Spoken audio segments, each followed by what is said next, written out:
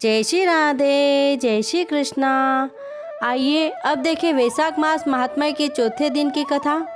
इसके पहले तीसरे अध्याय में हमने देखा कि नारद जी ने वैशाख मास के दान में पलंग दान की महिमा व उसके पुण्य फल को बताया। साथ ही वैशाख मास में शीतलता प्रदान करने वाले वस्तुओं का दान देने और उसके पुण्य फल की जानकारी दी।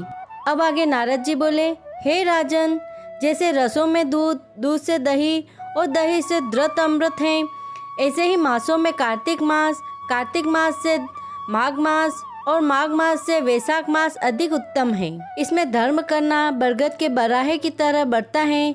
मेघ की संक्रांति में मधुसूदन भगवान का ध्यान तथा प्रातःकाल स्नान कर विष्णु का पूजन करें और बताए गए मंत्र से मधुसूदन भगवान की प्रार्थना करें।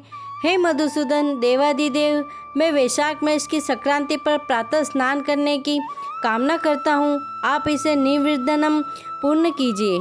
फिर अर्घ्य देते हुए कहे, हे मधुसूदन, आपको अर्घ्य देता हूँ, इसे भली भांति ग्रहण करें कीजिए। गंगादी नदी, तीर्थ, सब जलाशय मेरे दिए हुए अर्घ्य को प्रशंसा से ग्रहण करो। मुझ पर प्रसन्न होकर यथोचित फल दीजिए। फिर वस्त्र पहनकर आविक कर्मों को करें।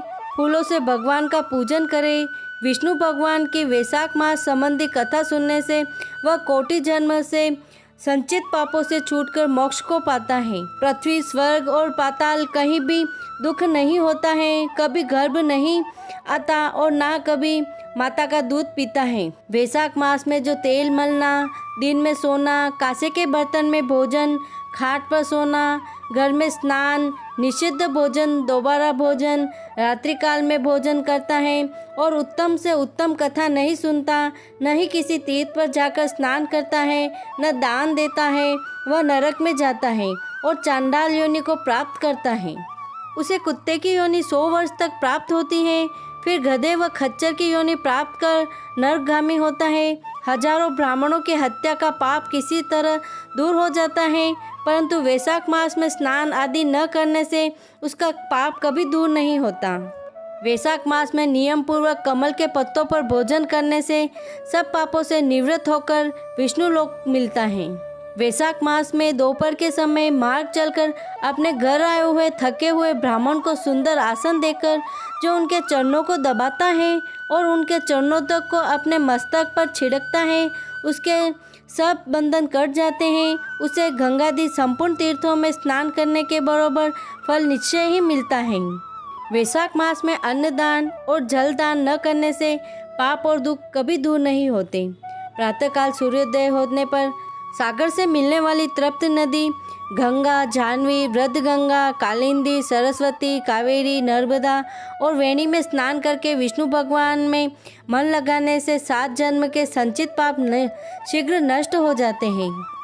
वैशाख के महीने में बावड़ी में स्नान करने या घर में स्नान अलग अप्राकृत गो के चरण के रखने की जगह के समान जल भरा हो तो उसमें भी स्नान करने से, हे राजन, बड़े बड़े पाप दूर हो जाते हैं। जो कोई धन संपन्न हो अथवा दरिद्री या पराधीन हो, उसे जो वस्तु मिल जाए वह ब्राह्मण को दान देना उचित है। कंदमूल, फल, शाक, नमक, गुड़, बेर, पत्र, जल और छाछ जो वस्तु दान की जाएगी अपरिवर्तित होती जाएगी। दान न करने से दरिद्रता आती है। दरिद्री होने से पाप किया जाता है। पाप करने से नरक मिलता है। इसलिए सुख की इच्छा करने वालों को अवश्य दान करना चाहिए। कोई बड़ा मकान अच्छा, सुंदर और सब सामग्रियों से शोभायमान हो, मगर उस पर छत न हो तो शोभा नहीं पाता। जैसे दया न होने पर सब गुण वृथा है। जैसे उत्तम शाक भी बिना नमक के स्वादिष्ट नहीं लगता। जैसे कोई कुरूपति स्त्री श्रृंगार होने पर भी अच्छी नहीं लगती, वैसे ही वैशाख मास में जो धर्म, कर्म या स्नान आदि नहीं करता, उसका किया सब वृथा है।